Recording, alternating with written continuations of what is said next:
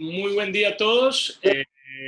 Gracias por su asistencia. Hoy quiero hacer la presentación de este seminario a cargo de los estudiantes médicos, Xiomara Alejandra Acuña, Dayana Marcela Arcila, Juan Diego Arias y Daniela Ureña. Ellos hoy nos van a presentar el tema del empiema, un tema muy interesante de mucha importancia en el tratamiento de enfermedades respiratorias. Pues hoy vamos a tener la oportunidad de ver las causas más frecuentes de consulta en el área de la cirugía torácica. En este momento podría contarles que las 3 causas más frecuentes de consulta en cirugía torácica en ambiente hospitalario y ambulatorio, sobre todo hospitalario, son infecciones, en este caso empiemas, cáncer y trauma. Les voy a pedir el favor a los asistentes que aparte de los presentadores, cierren sus videos y sus micrófonos para que nos permita fluir un poco más la transmisión. Al final de la presentación tendremos espacio para preguntas pues igual esta presentación quedará grabada para que todos posteriormente puedan pues, consultarla. Es la idea de que hagamos estos esfuerzos tecnológicos y esta nueva época de virtualidad nos permita tener mucho material para poder reforzar el conocimiento. Entonces, bienvenidos, doctores, y adelante. Bueno, muchachos, doctor, muy buenos días a todos. En el día de hoy vamos a hablar de empiema. Entonces, antes de entrar a hablar como tal de empiema, tenemos 6 definiciones que vale la pena aclararlas. La primera de ellas es un derrame pleural paraneumónico. De esta tenemos un derrame pleural paraneumónico simple, que es que se refiere a la acumulación de líquido libre en la cavidad pleural, que su contenido es completamente estéril. Tenemos un derrame paraneumónico no complicado cuando este es limpio, cuando hay una evidencia que no hay una infección. Cuando tenemos un derrame paraneumónico complicado, nos referimos que este ha sido infectado con bacterias u otros microorganismos. Cuando la tinción de Gram va a dar positivo o se va a evidenciar de manera bioquímica una inflamación marcada. Cuando tenemos un derrame uniloculado, hablamos de aquel que no tiene septos intermedios, es decir, que es de libre flujo. Y un derrame complejo es aquel que va a tener loculaciones internas. Y ya como tal, un empiema se va a referir a una acumulación de pus dentro del espacio pleural. Este puede desarrollarse cuando las bacterias, biógenas, hongos, parásitos o bacterias van a invadir el espacio pleural, ya sea por una neumonía adyacente o por una inoculación directa. Un ejemplo de estos puede ser un traumatismo cerrado o múltiples causas que ya las vamos a discutir mucho más adelante. Aquí vale la pena aclarar y hacer la diferencia entre el empiema y un absceso, ya que el absceso también va a tener colección de pus, pero esta va a ser en una cavidad que va a ser formada patológicamente. En el caso del empiema es pus en presencia de cavidad, pero esta cavidad va a ser una cavidad anatómica. Tenemos 3 puntos importantes para definir el empiema. Esto lo podemos hacer de manera macroscópica, de definición clínica, pues, la podemos hacer de manera macroscópica, citoquímica e imagenológica. La primera de ellas es la macroscópica. Esta quiere decir que al momento de hacerse el drenaje, entramos con el tubatórax, encontramos un líquido purulento y vamos a hacer un diagnóstico macroscópico. Esta también se puede evidenciar con la presencia de microorganismos en el líquido pleural por medio del cultivo de Gram, que es el medio directo, o por método de Gram, que es la forma directa, o por medio del cultivo, que es la manera indirecta. También tenemos la forma del citoquímico, donde encontraremos un pH menor de 7.2, la glucosa pleural va a ser menor de 40, el LDH va a ser mayor de 1000 y vamos a tener una presencia de leucocitos mayor de 15.000. Y la tercera es ya un criterio imagenológico, que esta nos va a demostrar la presencia radiológica de derrames loculados y presencia de engrosamiento pleural.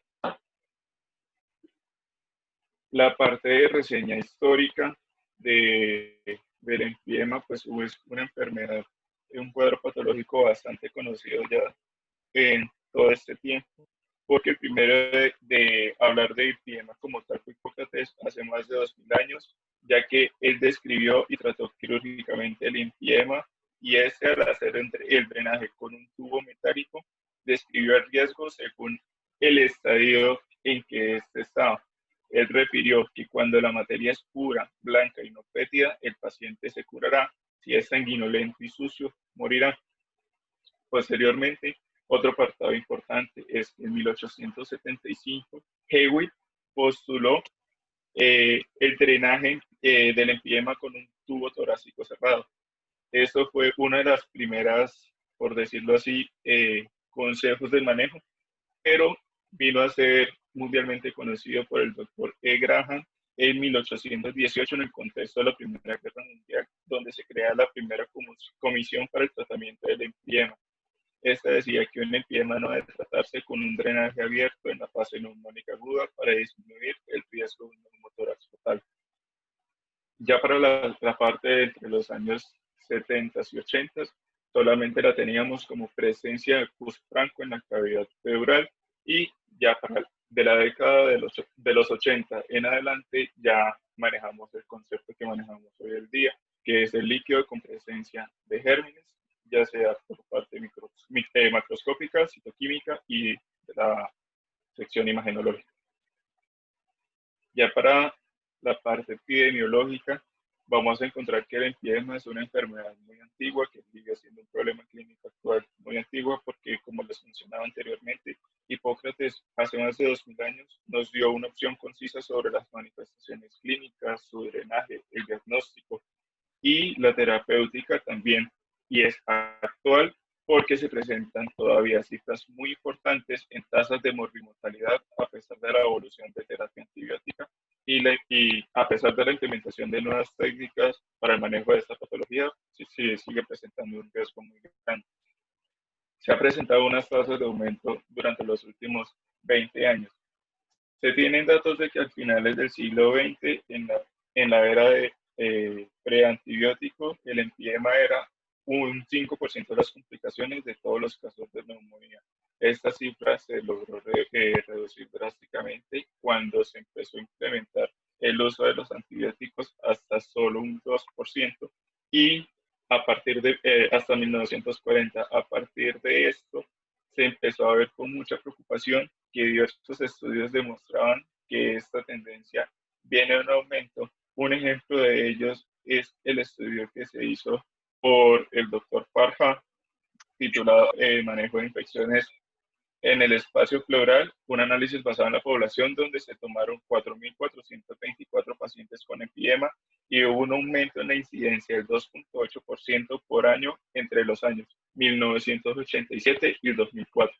Otro estudio realizado por Finlay demostró en el estudio titulado Empiema, una creciente población en Canadá, una creciente preocupación en Canadá. Más de 11.000 pacientes fueron ingresados en el hospital con empiema entre los años de 1995 y 2003, y se encontró un aumento del 2.2% en la incidencia de infección pleural en pacientes menores de 19 años y 1.2 veces mayor en pacientes mayores de 19 años, dando evidencia del aumento a pesar de todas las diferentes técnicas de abordaje y de terapéutica que se tiene para el empiema. De esto tenemos del 6 al 10% de la hospitalización se da por de neumonía se presentan en empiema. Tenemos que aproximadamente en 1 millón de pacientes que se hospitalizan en Estados Unidos en cada año por neumonía. De estas hospitalizaciones, del 20 al 40% van a presentar un derrame pleural paraneumónico, y el 5 al 10% de estos derrames van a progresar en empiema. Aproximadamente van a haber 32.000 pacientes por año con este cuadro clínico en Estados Unidos. De eso se maneja una mortalidad pues medianamente alta, donde puede llegar del 1 al 20%, alcanzando cifras mucho más altas las personas que están en UCI con una mortalidad mayor del 40%.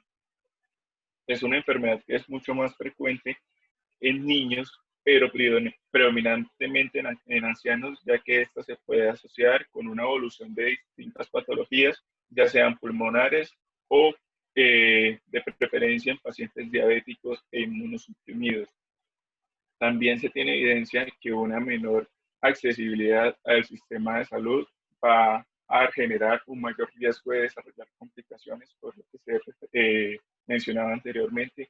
Todas estas complicaciones van a producir un estadio más vulnerable, o van a ser el paciente más vulnerable de padecer un emfisema, y se va a tener peor pronóstico en pacientes con infecciones que presenten infecciones nosocomiales, ya que los agentes intrahospitalarios son mucho más fuertes y difíciles de combatir. Los diferentes factores de riesgo para un emfisema se manejan: inmunosupresión, pacientes con diabetes mellitus, alcoholismo, enfermedades cardíacas, EPOC y neoplasias. Ya para la parte de etiología, vamos a tener como una división entre 3-4 mecanismos distintos. El primero de ellos, y el más importante, o la etiología más importante o más frecuente, es la infección del espacio pleural. Esta va a abarcar el 50% de los casos. Esta generalmente va a ser desde un foco pulmonar, habitualmente a secuelas de una neumonía bacteriana. Otras causas importantes que van a producir emfisema de etiología pulmonar son una ruptura de un absceso pulmonar, una bronquiectasia y un infarto pulmonar, el neumotórax espontáneo con fístula broncopleural persistente y la obstrucción bronquial. Eso se van a dar por vía directa, o también se va a dar por vía de invasión pleural, visceral, también por infección linfática o hematógena, pero estas dos últimas se tienen, que es una evidencia muy, muy mínima. Esta es muy poco frecuente. Un segundo grupo etiológico donde podríamos abarcar las diferentes medios donde se generaría un emfisema también sería en un postoperatorio de una cirugía pulmonar mediastínica. Esa se ve representado entre un 20 y un 25% de los casos de emfisema con infección de la pared torácica y el mediastino.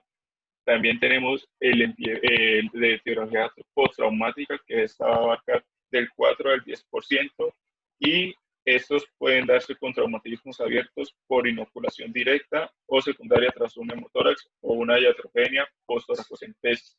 Y finalmente, algunos emfiemas se van a desarrollar debido a una infección de vecindad por infecciones subdiafragmáticas como los abscesos subclínicos y la sepsis generalizada.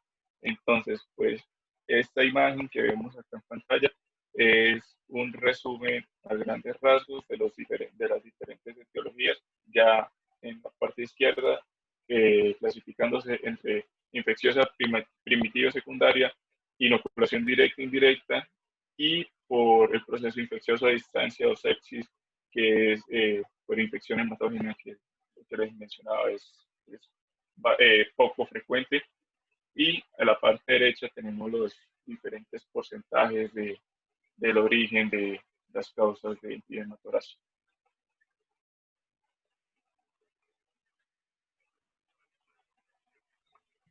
Bueno, en la parte de la microbiología, a pesar de que este tiene una gran relevancia para el... No, atrás. Bueno, a pesar de que tiene una gran relevancia para el tratamiento antimicrobiano, se ha encontrado que la identificación de las bacterias causantes de emfisema pleural va a ser relativamente baja. Con métodos de cultivo convencionales se han podido detectar solo en un 53 a un 81% de los casos, y van a existir factores relacionados con esta menor posibilidad de obtener el cultivo positivo, que la mayoría van a ser relacionados con aspectos técnicos. Entonces encontramos procedimiento técnico inadecuado, cantidad insuficiente y uso previo de antibióticos. Es importante aclarar que estos agentes etiológicos han cambiado desde la introducción de los antibióticos y la diseminación de la vacuna neumocóxica. También van a depender del contexto clínico. Antes de la era de los antibióticos, el Streptococcus pneumoniae era el organismo más frecuente, pero hoy en día el Staphylococcus aureus es la bacteria que mayormente conduce al emfisema. Siguiente.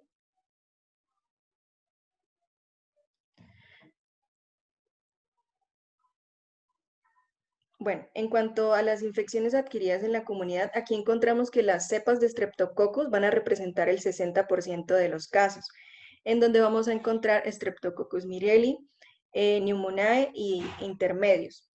Los anaerobios van a constituir un 20%, donde vamos a encontrar Fusobacterium, Bacteroides, Streptococcus y cultivos mixtos.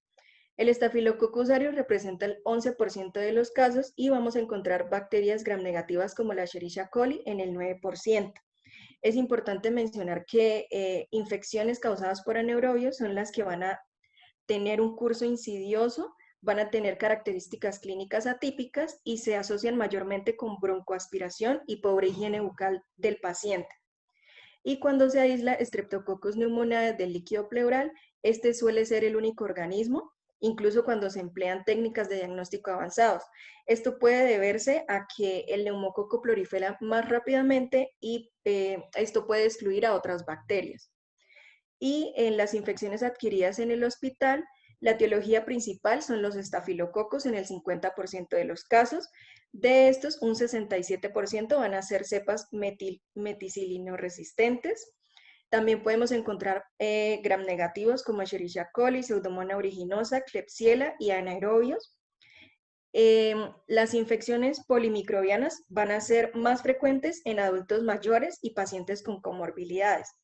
Y los empiemas por hongos van a representar menos del 1% de las infecciones y deben considerarse principalmente en pacientes inmunocomprometidos. En este caso, el principal agente va a ser Cándida y pues estos casos son los que tienen peor pronóstico, donde la tasa de mortalidad se va a incrementar hasta en un 73%. Siguiente. Bueno, ya para hablar como tal de la fisiopatología, vamos a tener que la formación del derrame pleural va a estar determinado por la relación entre las presiones hidrostática y oncótica que constituyen las fuerzas de Starling, la permeabilidad de la membrana pleural y la eficacia del drenaje linfático del espacio pleural. Normalmente, el espacio pleural va a contener una delgada capa de líquido correspondiente a 10 micrómetros, que va a contener pequeñas cantidades de células, un contenido de proteínas similar al líquido intersticial y un nivel de glucosa equivalente al plasma. Cuando encontramos alguna infección del parénquima pulmonar, por ejemplo, una neumonía, esto va a inducir cambios en la permeabilidad de la vasculatura regional y la monocapa de las células mesoteliales, lo cual va a conducir a un aumento de la acumulación de un exudado estéril dentro del espacio pleural, lo cual va a constituir el derrame paraneumónico simple. Ya cuando en esta condición paraneumónica las bacterias invaden de manera secundaria la cavidad pleural por medio del endotelio y del mesotelio dañado, esto va a complicar el derrame paraneumónico y como resultado se va a desarrollar el derrame paraneumónico complicado, el cual pues es el que revela las características bioquímicas de la infección pleural y el empiema pleural como tal. Siguiente. Bueno, en esta figura nos muestran las fases de progresión de esta infección al empiema pleural. Entonces, la inflamación se va a extender al espacio pleural cuando los mediadores proinflamatorios van a aumentar la permeabilidad vascular. Esto facilita la entrada del exudado parainfeccioso y estéril en la cavidad pleural. También, debido al aumento de la permeabilidad y al deterioro de la integridad de la monocapa mesotelial, debido a la apoptosis de las células mesoteliales, regulación a la baja de las uniones intercelulares y daño celular a través de proteínas tóxicas y radicales de oxígeno que van a ser liberadas por los neutrófilos. Entonces, las bacterias se trasladan al espacio pleural, lo cual va a llevar a la producción de mediadores proinflamatorios, principalmente el factor de necrosis tumoral, interleucinas 1, 6 y 8, proteína quimiotrayente de macrófagos, factor activador de plaquetas, todo esto por las células mesoteliales y los neutrófilos invasores. Luego el factor de necrosis tumoral alfa y el factor de crecimiento transformante beta van a estimular a las células mesoteliales para producir el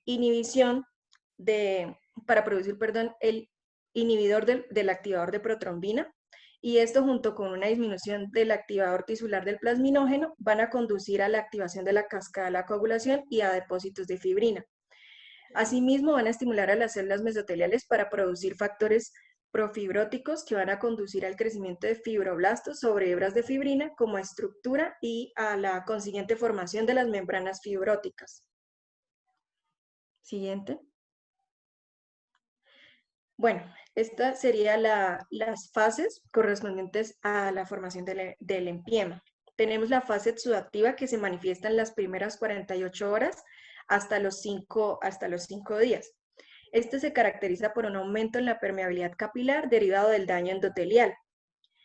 El líquido extravasado va a aumentar la presión intersticial, lo cual va a producir mayor permeabilidad de las células mesoteliales y a promover el depósito de líquido en el espacio pleural.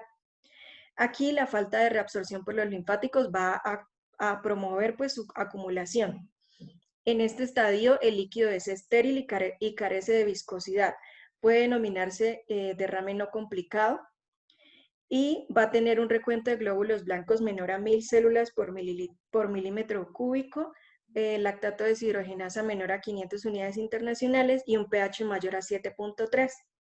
También el nivel de glucosa va a ser mayor a 60 miligramos por decilitros y este también puede denominarse derrame paraneumónico simple y es importante destacar que generalmente en esta fase se puede resolver con terapia con antibióticos. Siguiente.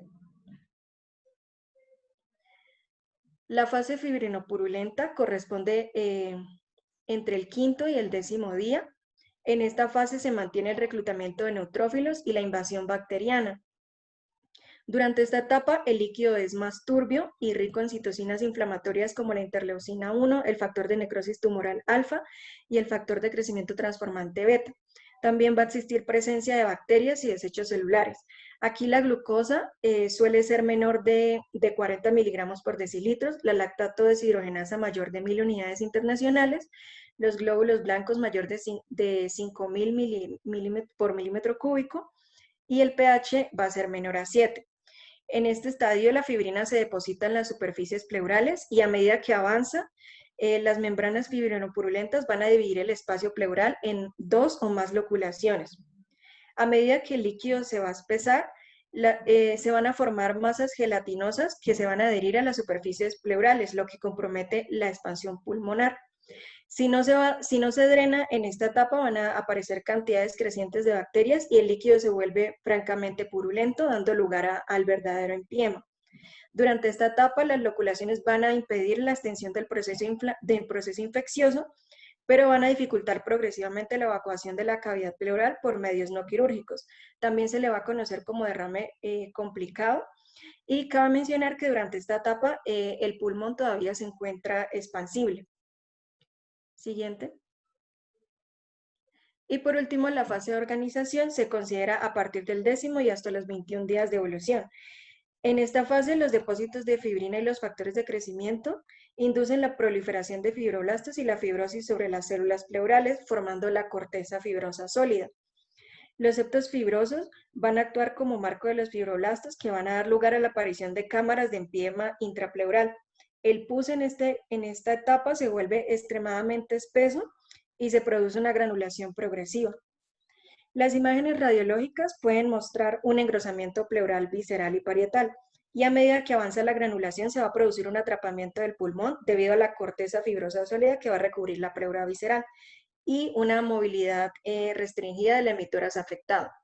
Luego la contracción de la pleura parietal va a provocar un apiñamiento de las costillas y un mayor deterioro de la mecánica respiratoria. Siguiente. Y este pues sería un resumen de las fases. Como vemos, el factor desencadenante es cualquier infección.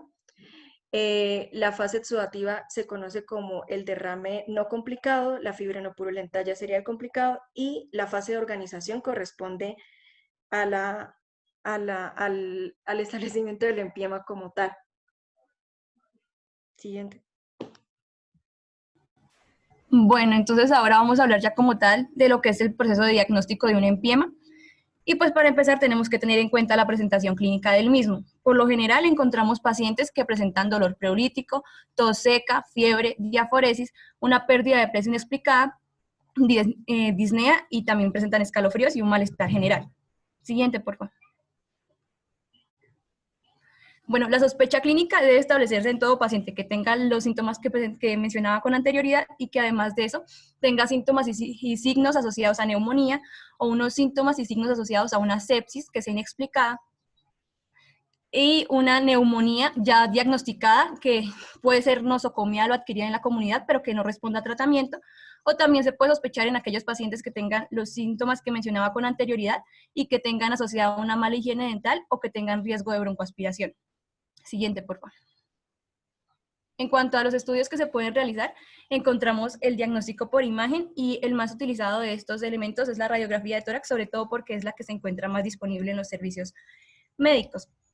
Se prefiere el uso de la radiografía de tórax en decúbito lateral y esta permite identificar tanto derrames pleurales con empiema simple como los que son loculados.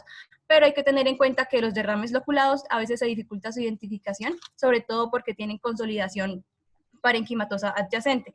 Y se hizo un estudio en el que se estudiaron los casos de 61 pacientes y se encontró que la radiografía de tórax en el 10% de los casos puede pasar por alto lo que son los empiemas loculados. Para hacer una identificación de un derrame en una radiografía se necesita mínimo 175 mililitros ubicados en el ángulo costofrénico para que se presenten en una placa posterior anterior. Sin embargo, si la placa se realiza en una proyección lateral, se pueden identificar derrames más pequeños.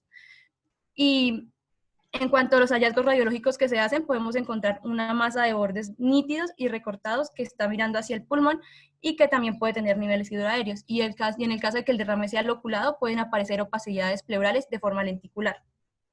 Con respecto a la ecografía, esta forma de imagen ha tomado fuerza últimamente, sobre todo porque es muy rápida de realizar, se puede hacer en la cama del paciente, es poco costosa y bastante eficaz. Ha demostrado que tiene una eficacia muy similar a la de la radiografía de tórax a la hora de identificar los derrames y que también tiene mucha más eficacia que esta a la hora de identificar la cantidad de líquido que se encuentra en el espacio pleural.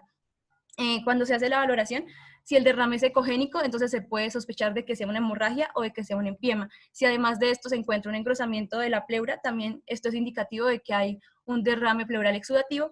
Y si aparecen tabiques, esto nos permite valorar y predecir los resultados clínicos que tendrá el paciente en un futuro.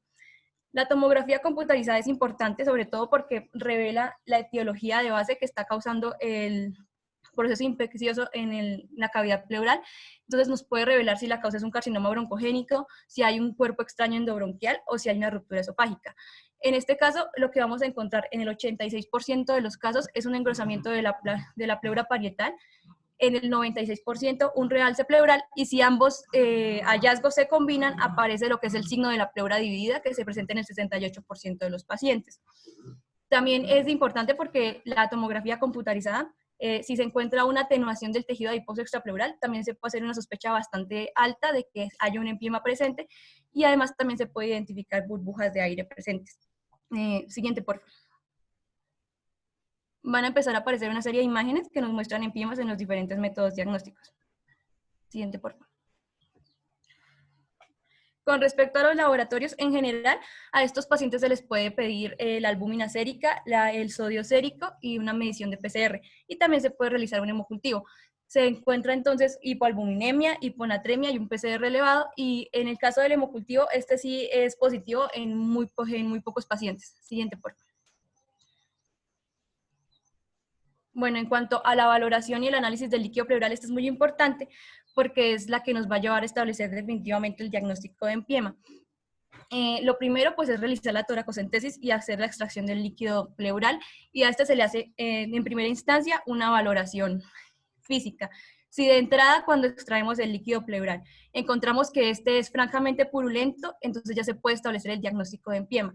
Si no, entonces se le hace una tinción de Gram y un cultivo. Y si alguno de estos da positivo, entonces también se hace ya el diagnóstico de empiema. Esto según las guías de la ATC para el manejo del empiema. Pero si estos métodos si estos factores no se encuentran presentes de entrada en el líquido pleural, se puede medir el nivel de pH. Y si este es menor a 7.2, también se puede establecer el diagnóstico, sino también con una glucosa menor a 40 miligramos por decilitro o un LDH mayor a 1000 unidades por litro.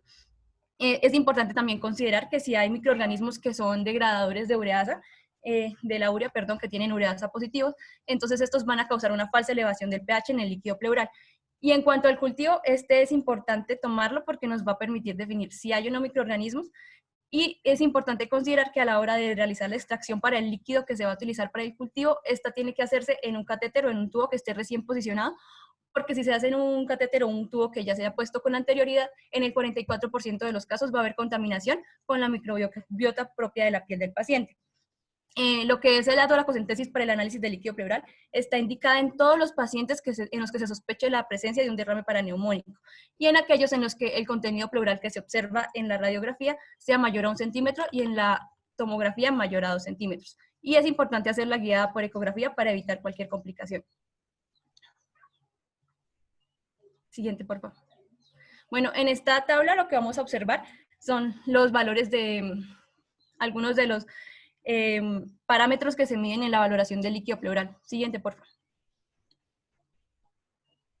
Y ahora lo que nos está apareciendo en pantalla es un modelo trivariable de un estudio que se aplicó en el 2019 en España, en el cual utilizaban la medición de la LDH, la interleucina 6 y el pH en el fluido pleural para definir cuáles derrames paraneumónicos iban a progresar a un derrame complicado con empiema y cuáles de ellos no. Y el estudio, la verdad, mostró que era bastante sensible si se aplicaban los 3 parámetros, con una sensibilidad del 97% y además de esto con una significancia estadística del 0,01%. Siguiente, por favor. Con respecto a la clasificación del empiema, esta se centra sobre todo en la clasificación respecto a la patología que más la causa, que son los derrames paraneumónicos. La primera que se hizo fue en 1962 por la ATS y esta se centró en la división de acuerdo a las fases en las que se establece el derrame pleural y el empiema, que eran las que ya explica mi compañera, que son la exudativa, la fibrinopurulenta y la organizacional. Posteriormente, Light y Moers hacen 2 clasificaciones diferentes que se basan en la cantidad de líquido que se encuentra acumulado en el espacio pleural, en las características bioquímicas que este tiene, en los resultados que arroja el cultivo bacteriano y en la presencia o no de múltiples loculaciones. En el caso de Light, este arroja una clasificación con 7 clases, la clase 1, que es un derrame no significativo, la clase 2, que es un derrame típico, la clase 3, que es un derrame al borde de ser complicado, la clase 4, que es un derrame complicado simple, la clase 5, que es un derrame complicado complejo, la clase 6, que es un empiema simple, y la clase 7, que es un empiema complicado. Siguiente, por favor. De igual manera, Moers con esos parámetros estableció una clasificación en derrame simple, en complicado y en empiema. Y la ACCP hizo también una clasificación basada en la medición de pH y glucosa en el fluido pleural, y de esta manera se subdividieron 4 categorías con respecto a 3 variables principales: la anatomía del espacio pleural, la bacteriología del líquido pleural y la química del líquido pleural. De esta manera se estableció la categoría 1, que es de muy bajo riesgo, la categoría 2 de bajo riesgo, la categoría 3 de riesgo moderado y la categoría 4 de alto riesgo. Siguiente, por favor. Bueno, y ahora lo que nos aparece en pantalla es un estudio que realizaron Raham y colaboradores, en el cual se midió por primera vez, a través de un ensayo multicéntrico, lo que era la sepsis intrapleural. Y a través de la valoración de una serie de parámetros que nos iban a definir el nivel de mal pronóstico que tendría el paciente. Esto lo hicieron para establecer una estratificación en grupos de bajo y de alto riesgo de acuerdo a la evolución de los pacientes respecto a 3 parámetros: la mortalidad que tendrían dentro de 3 meses, la necesidad de cirugía y la duración media de la estancia hospitalaria. Todo esto lo hicieron con el fin de orientar mejor el tratamiento de acuerdo al riesgo que tenía cada paciente para evitar complicaciones de forma temprana y mejorar el resultado clínico al final. Siguiente, por favor. Bueno, ya en cuanto al tratamiento, lo más importante es que todo debe ser drenado, a pesar de que se hagan las medidas necesarias y todo el protocolo, todo empiema debe ser drenado. Como medidas encontramos primero las medidas generales, el estado nutricional del paciente, una profilaxis antitrombótica, el tratamiento con antibióticos y ya el drenaje pleural como tal. Siguiente. Bueno. En cuanto a la nutrición, pues se le debe proporcionar un soporte adecuado nutricional apenas se le haga el diagnóstico al paciente. En cuanto a la profilaxis antitrombótica, nos dice que todos los pacientes que han sido ingresados por neumonía o por una infección deben recibir una profilaxis con heparinas de bajo peso molecular si no están contraindicadas en el caso de este paciente. En cuanto a los antibióticos, primero que todo tenemos que tener en cuenta que siempre debemos tratar no dejar avanzar las infecciones. Para esto se debe basar con las recomendaciones microbiológicas locales y en los riesgos específicos que tiene cada paciente e iniciarse de una forma empírica este tratamiento, ajustándolo al origen, sea comunitario o nosocomial, al resultado de los cultivos y a la comunidad y a la actividad del antibiótico en el líquido pleural. En cuanto a las infecciones comunitarias, lo que los medicamentos que vamos a usar son amoxicilina y clavulánico, cefalosporinas de tercera generación, clindamicina, metronidazol, quinolona y metronidazol y clindamicina en casos de que haya alergia a las penicilinas. En las nosocomiales vamos a usar vancomicina, linezolid, carbapene, piperaciclina, tazobactam y una cefalosporina de tercera generación asociada a un metronidazol. No se recomienda nunca la utilización de los aminoglucósidos debido a que tienen una escasa penetración en el espacio pleural. Siguiente. Ahora, en cuanto al drenaje, tenemos que tener en cuenta que lo que se hace es drenaje con tubo de tórax, la toracoscopía y la toracotomía. Se pueden hacer estas técnicas, pero lo más importante es que siempre haya una reexpansión pulmonar completa y el control adecuado de la sepsis. Bueno, el drenaje percutáneo se puede hacer, pero esto lo que va a tratar son procedimientos más localizados o cuando el paciente no es apto para una cirugía, cuando este procedimiento no logra una reexpansión pulmonar completa, ni intersticial ni diafragmática. También nos decían que las guías que no se encontraba indicación para el uso rutinario de fibrinolíticos intrapleurales en los pacientes con infecciones y tampoco que este método tenía un alto riesgo de terminar en una cirugía. Siguiente, por favor. Ya en cuanto al drenaje por tubo de tórax, eh, nos decían que el catéter, la inserción del catéter torácico debe guiarse siempre por una prueba de imagen y para esto tenemos unas indicaciones que es la presencia de un líquido pleural turbio o purulento, una loculación o un drenaje pleural, un derrame pleural mayor de la mitad del hemitórax, un pH menor de 7.2 y un engrosamiento de la pleura parietal.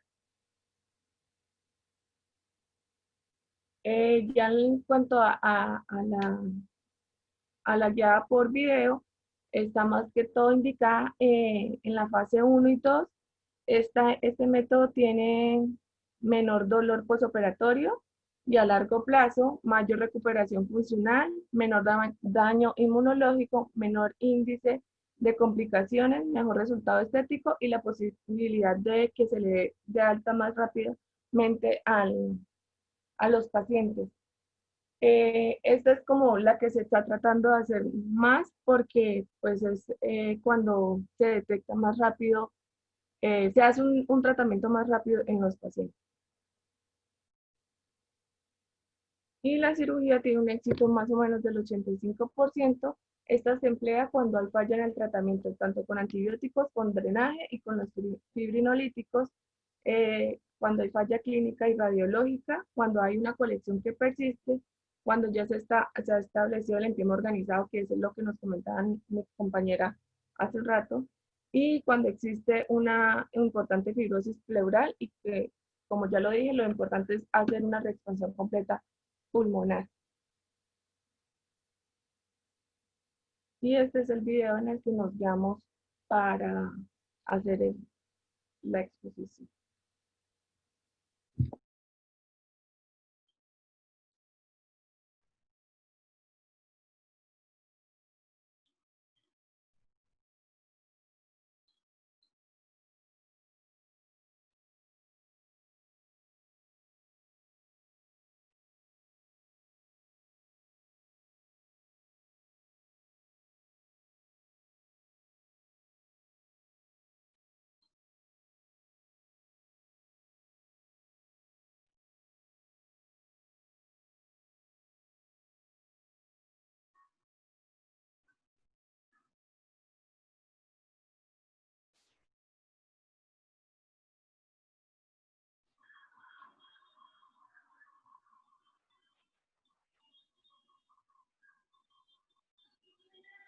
Sí, yo creo que, exacto, dejémoslo rodar nuevamente, es como para retroalimentarles un poco. Este es un paciente de 69 años quien hizo un proceso neumónico, un paciente que tenía como comorbilidades alguna patología cardiovascular, algo de inmunosupresión inducida por desnutrición, y efectivamente pues hizo una neumonía que se complicó con un empiema. Como pueden ver, el espacio pleuropulmonar estaba completamente anormal, había engrosamientos de la pleura parietal y visceral con membranas fibrinopurulentas y ya una parte, podríamos decir, en una fase entre fibrinopurulenta y organizacional del proceso infeccioso pleural, lo cual estaba generando un atrapamiento del pulmón. Si logran ver en el video, se drena y al drenarse el paciente logra expandir completamente su pulmón. Esta técnica que hicimos fue una técnica mínima invasiva.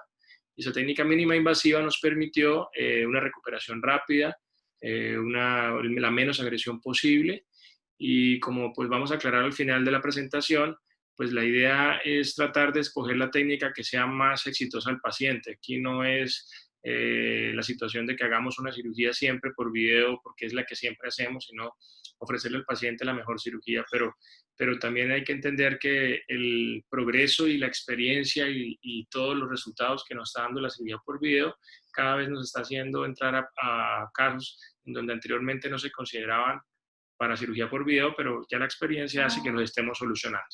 Continúen, por favor.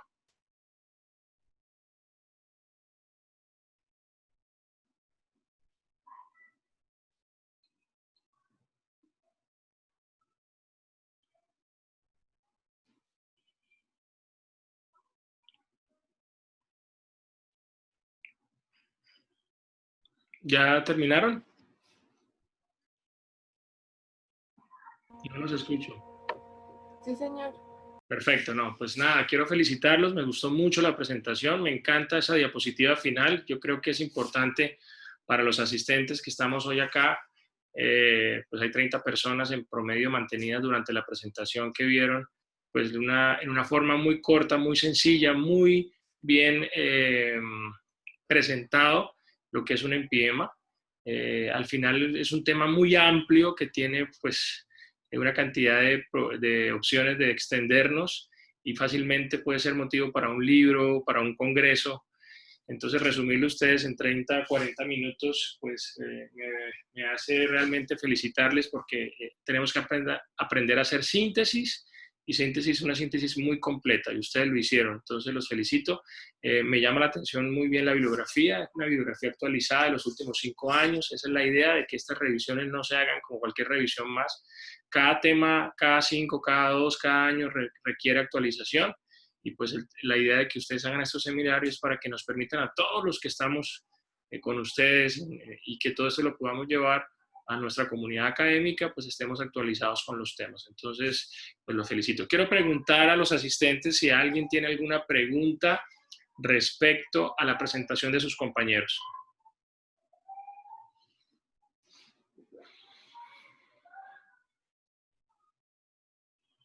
Bueno, entonces, si no hay preguntas, yo sí tengo algunas observaciones. Voy a, si quieren, me permiten, voy a me liberan la pantalla, por favor, para compartirles algunas imágenes. Observaciones muy puntuales que yo quería pues simplemente compartirles y es...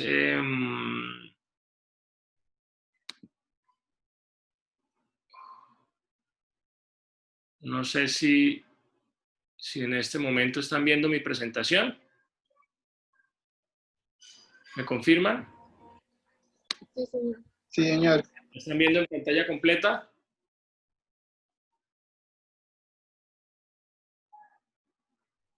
¿Me confirman si la están viendo en pantalla completa, por favor? Sí, sí, señor. Bueno, perfecto.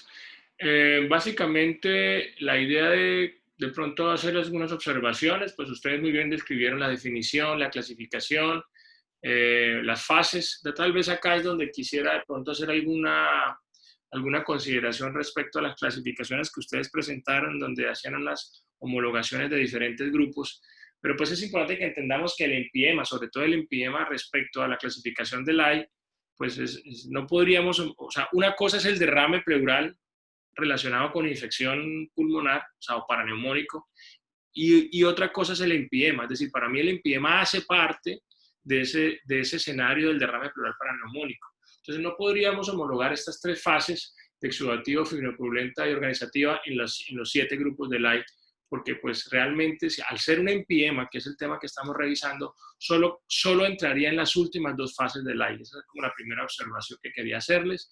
Muy bien, ustedes describieron esta fisiopatología, los gérmenes más frecuentes.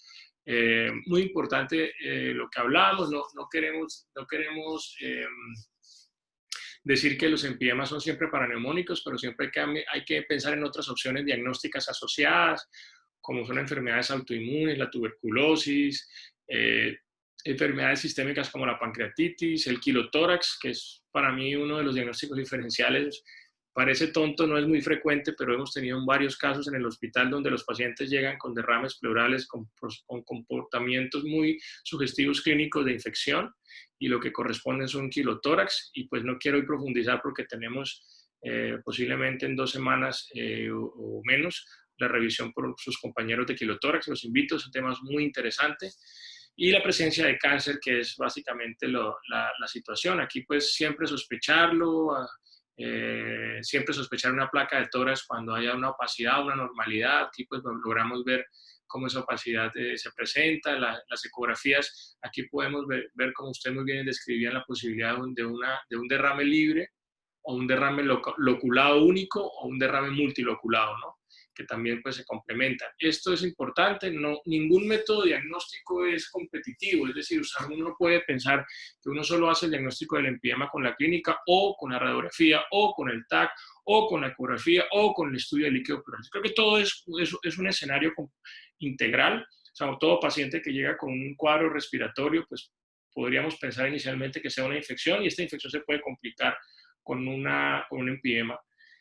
En todo el caso, pues ahí, bajo ese escenario, uno debe ir como por fases diagnósticas, y seguramente las imágenes y posteriormente el estudio del líquido pleural es el que nos va a permitir. Aquí hay una imagen muy interesante. Esto es cuando un empiema o un espacio pleural infectado pues no se drena quirúrgicamente, y él busca espontáneamente drenarse a piel. Esto es lo que llamamos un empiema necesitatis, porque ya el paciente drena o busca... Doctor. ¿Sí? Qué pena, es que no se está viendo. Voy a salir. Miércoles. ¿Ahora no se escucha? No, sí se escucha, pero no se veía solamente en negro, como si no estuviera proyectando nada.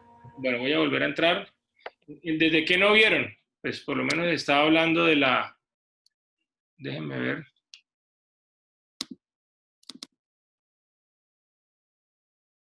¿Ahí ven? No.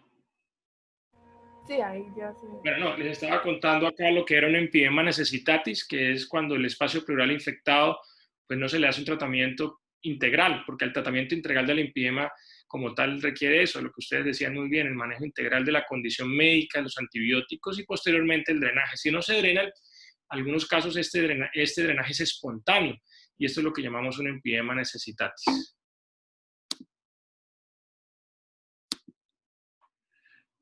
Ya ustedes hablaron muy bien de las terapias. Vamos a ver si aquí logro presentarles algún video. Bueno, esto es lo que hacemos cuando hacemos los drenajes. Hablamos de varias alternativas. Aquí hay 2 cosas que quisiera hacer la observación: el drenaje percutáneo y la fibrinolisis. Es decir, o sea, uno debe entender que todo tratamiento del empiema debe estar enfocado al manejo integral del paciente en su condición médica, hemodinámica, nutricional, rehabilitatoria y antibiótica. Pero ese espacio ya infectado requiere también un manejo local, y ese manejo local requiere un drenaje. Pero oigan muy bien, el drenaje del espacio pleural idealmente en empiema debe acompañarse con drenaje, con liberación del espacio pleuropulmonar, es decir, liberación del diafragma, las fisuras, y tercero, expansión pulmonar. Yo creo que este es un escenario que ustedes deben tener en cuenta, porque ahí es donde nos confrontamos un poco con el drenaje percutáneo. El drenaje percutáneo, claro que tiene unas indicaciones claras, pero si usted tiene ya un empiema en fase fibrinopurulenta, en donde ya hay loculaciones, pues ese drenaje percutáneo muchas veces no creo que nos dé el 100% de tranquilidad de drenar todo el espacio. Si tenemos un espacio y le vamos a aplicar una sustancia para diluirlo, o sea, la filinolisis, pues entre más complicado esté el espacio, pues más difícil va a ser. Entonces, es importante dejarles ese mensaje. Drenaje, liberación de las fisuras y del diafragma y expansión pulmonar asociado al manejo sistémico.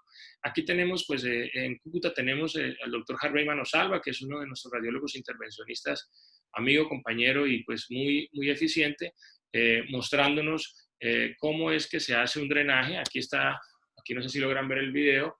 Estos son pacientes que por alguna razón su condición médica no hacen que sean candidatos a cirugía, o de pronto consideramos que los empiemas están en fase 1 o están en una fase inicial donde no están loculados y libres, se podrían hacer manejos con drenajes dirigidos. No sé si logras todos ver el video. ¿Me confirman, por favor? Sí, sí, señor. Sí, señor. Usted muy bien lo describieron, simplemente les estoy complementando ya que tengo un poco más de material. Les había hablado de los fibrinolíticos, que es una alternativa. Yo personalmente no los uso, no es que no crea, pero después de entrar a hacer tantos empiemas en esta ciudad, creo que una sustancia no va a lograr hacer los 3 efectos, que es drenar, liberar fisuras y diafragma y expandir pulmón. Entonces, bajo ese escenario, pues lo que uno quiere es como esta transición entre esa opacidad pulmonar, pleuropulmonar derecha, y ver cómo posteriormente se logra resolver. La cirugía igual no es competitiva, como ya les explicaba, nosotros ya estamos tratando de hacer abordajes toracoscópicos e intentamos hacer las liberaciones. Recuerden que el manejo de la cirugía torácica en empiema tiene 3 escenarios. Primero, hacer una broncoscopia que nos permita ver permeabilidad de los bronquios, si hay secreción, lavar, tomar muestras, cuerpos extraños. Entonces, una broncoscopia, puedo decirle que en toda la cirugía de tórax es necesaria. No existe para mí paciente en cirugía de tórax que no se le deba iniciar el procedimiento con una broncoscopia por protocolo. En este caso, ya saben, drenar, permeabilizar el bronquio. Yo no puedo expandir un pulmón si el bronquio está tapado. Si el bronquio está tapado, yo tengo que destaparlo, y eso lo hago a través del broncoscopio. Y en ese mismo tiempo puedo tomar muestras para estudio microbiológico de las secreciones que tiene distalmente el paciente. Lo permeabilizo, aspiro. He encontrado en cirugías de tórax para empiema cuerpos extraños, piezas dentarias, huesos de comida. Y es ahí donde uno dice, wow, esta era la causa. ¿Cómo hubiese yo limpiado el espacio pleural sin haber confirmado qué fue lo que lo causó? Entonces, se hace la broncoscopia, luego abordamos siempre por video. Muchas veces nuestro objetivo fundamental es hacer la liberación del espacio pleural, la limpieza, soltar el espacio pleural, la pleura parietal. Eso se llama pleurectomía parietal. Y posteriormente hacemos la liberación del pulmón soltándola o liberando la pleura visceral. Eso se llama decorticación pulmonar. Entonces podemos decir que nuestro tratamiento incluye eso: fibrobroncoscopia, pleurectomía parietal y decorticación pulmonar. ¿Por video? Sí, claro, lo hacemos. Ustedes mismos si el paciente ya está en una fase avanzada y el video no nos permite lograr ese drenaje, esa liberación y esa expansión del pulmón, esos 3 pilares que son los técnicos que yo les comento, pues consideramos la cirugía abierta como opción, ¿no? Cada vez la cirugía abierta es menos frecuente y pues como ya les he mostrado en esta imagen, pues los efectos estéticos siempre tienden a ser muy difíciles. Hoy en día hay algunas alternativas en algunos pacientes, por ejemplo, que estén muy desnutridos, que tengan mucha comorbilidad, o sea, que no se les pueda hacer una cirugía mayor, pacientes con algunas condiciones de discapacidad, retardo mental, algún tipo de patología neurológica que no colaboran en la recuperación. Nos toca hacer algunas técnicas mucho más agresivas, como es las toracostomías abiertas. ¿Qué quiere decir esto? Básicamente es abrir espacios pleurales a la piel. ¿Por qué? Porque pues, es lo que necesitamos hacer para el drenaje. No sé si logran ver ahí cómo se abre el espacio a la piel, al medio ambiente. Y con esto logramos por decir así, desinfectar ese espacio y posteriormente mirar cómo lo reconstruiríamos, ¿no? Nosotros hemos participado, como podemos ver acá, en muchos estudios. Son estudios de grupos colombianos que han logrado hacer sistemas de succión con VAC, como se hace en cirugía, y algunas veces también hemos logrado hacer colocaciones de colgajos. Cuando hay mucha infección, se hacen colgajos musculares, se colocan dentro del espacio pleural y esto nos ayuda también al control de la infección. Aquí tenemos una publicación hecha por nosotros en el 2005 en el Hospital Santa Clara, donde yo hago parte de los autores, sobre el uso de colgajos de la pared torácica musculares en el espacio pleural para mejoría de estos casos. Entonces, pues en general, estas es como las consideraciones que quería contarles. ¿Qué experiencia tenemos? Nosotros llevamos nuestra experiencia a un Congreso Nacional en el 2017, donde presentamos casos casi de 12 años. ¿Qué puedo contarles? Más o menos de 500 pacientes que operamos en esos 12 años, la mayoría eran hombres. Podríamos decir que la edad más frecuente eran pacientes mayores de 50 años. Y la mayoría de pacientes lo hicimos a través de videotoracoscopia en el manejo del empiema, ¿no?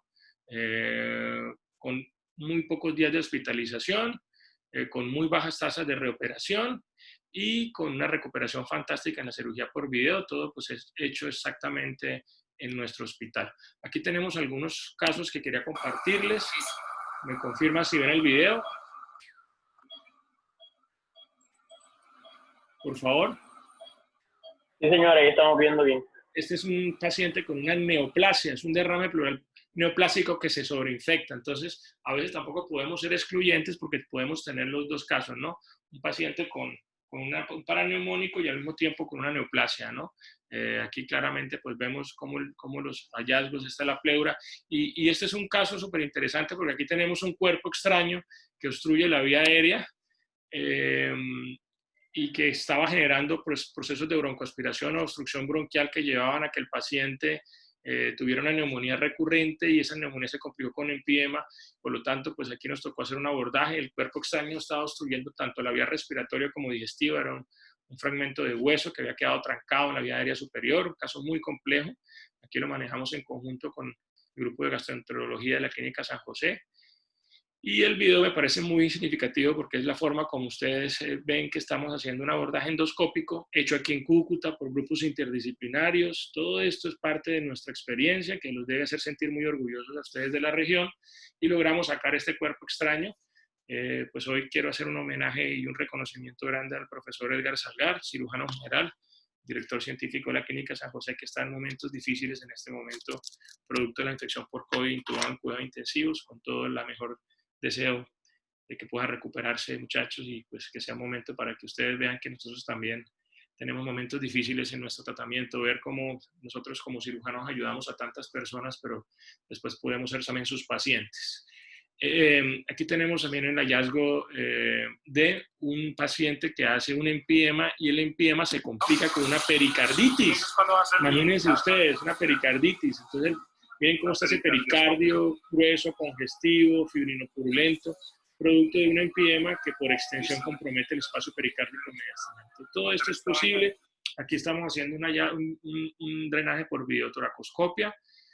¿Qué conclusiones? Pues en general, pues primero vuelvo y felicito al grupo. Me encanta la presentación que hicieron. Básicamente, pues para mí como cirujano, el manejo del empiema como tal, pues ya podríamos hablar que sí requiere una intervención. Dependiendo del origen del empiema, si es paraneumónico, si es posoperatorio, si es por neoplasia, pues requiere también un manejo médico. Entonces esto no es de que yo ando como una rueda suelta, sino un manejo integral, un buen diagnóstico. Lo ideal para nosotros es abordar al paciente lo más temprano. Un paciente con diagnóstico temprano, un paciente con un paraneumónico temprano que se aborde